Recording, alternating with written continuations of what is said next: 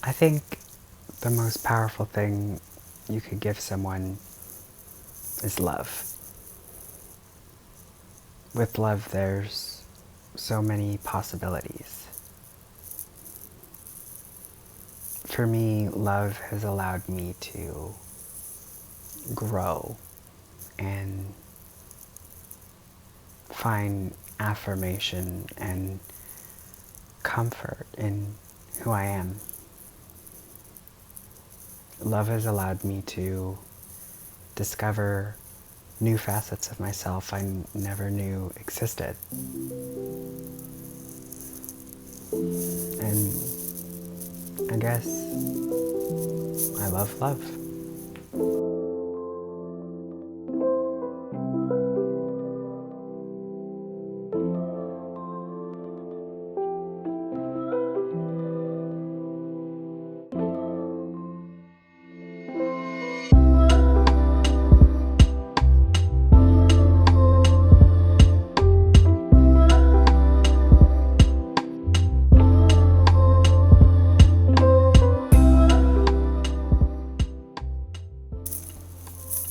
Hi, it's D.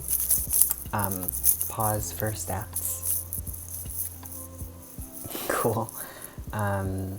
Forewarning before you continue on this video. 1, I am super cringe talking to the camera, so apologies for that. And 2, I get super emotional in this video. It's just a thing these days. I cannot control my emotions, so apologies in advance for that as well. That's my warning.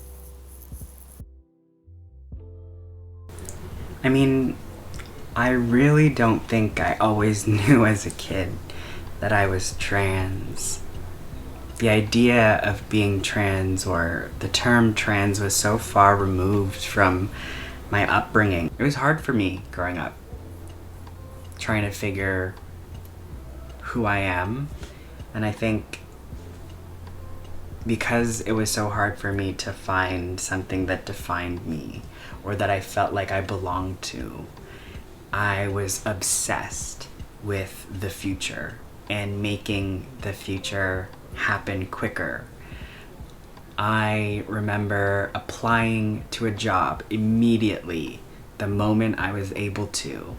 I think the idea of escapism and putting myself in environments that allowed me to be myself, where I didn't feel like I had to be someone else or scrutinized for the way I walked or scrutinized for the way I talked. I remember growing up, I would get in trouble at home for holding my books a certain way because holding your books like this against your chest is what girls do, and that's not what boys do, and I wasn't allowed to do that.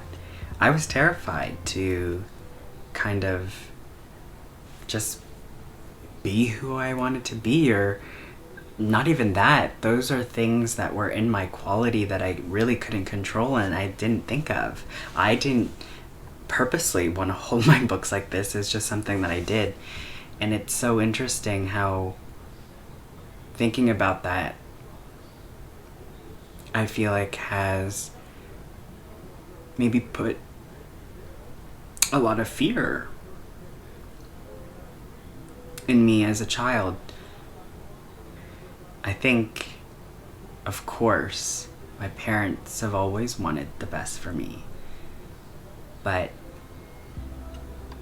in many ways, I do feel like I didn't grow up in an environment that allowed me to cherish who I was. I was in a constant state of, what do people think? And I guess that really shaped who I am today. I'm fortunate. Bullying was never something I couldn't handle on my own. I internalized a lot of things, and I think I learned that from my mom. Keep your head high and turn your head the other way. Suck it up. I know my mom speaks a lot about me as a child being very obedient and quiet.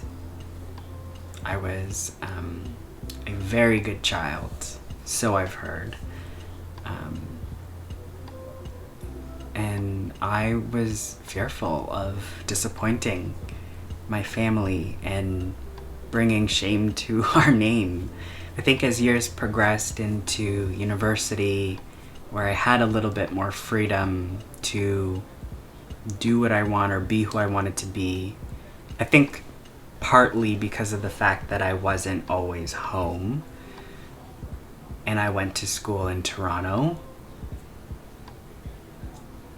it allowed me to experiment. And I think little by little, year by year, I started to express myself through what I wore. From then, I remember starting to shop in the women's section, and it started with women's v-necks. And then it started with trousers. And then it started with blouses. And then it just moved on, and then I started wearing makeup, and I started wearing blush, and then I started doing my nails, and then I remember keeping it clear, and my friends being like, what about pink? Go a little darker. And really, the idea of a gradual progression is honestly so perfectly aligned to my experiences growing up. It truly was a step-by-step process for me. I came out as trans in early 2020. I could go on about my coming out story, but we'd be here forever, so maybe that's a different video. But if it wasn't for my friends, I wouldn't be who I am today. They have given me the space and love to grow. They gave me the friendship and support I didn't have as a child. I'm forever grateful for them.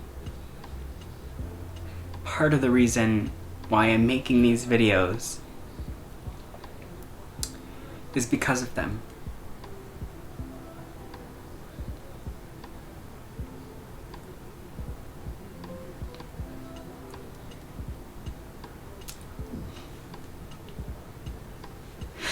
Sorry. I literally cry all the time now. I can't control my emotions. And I'm always crying on Zoom.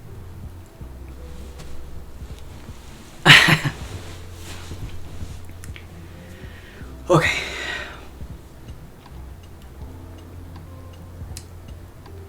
They've taught me to cherish life, celebrate today, and hold on to your memories.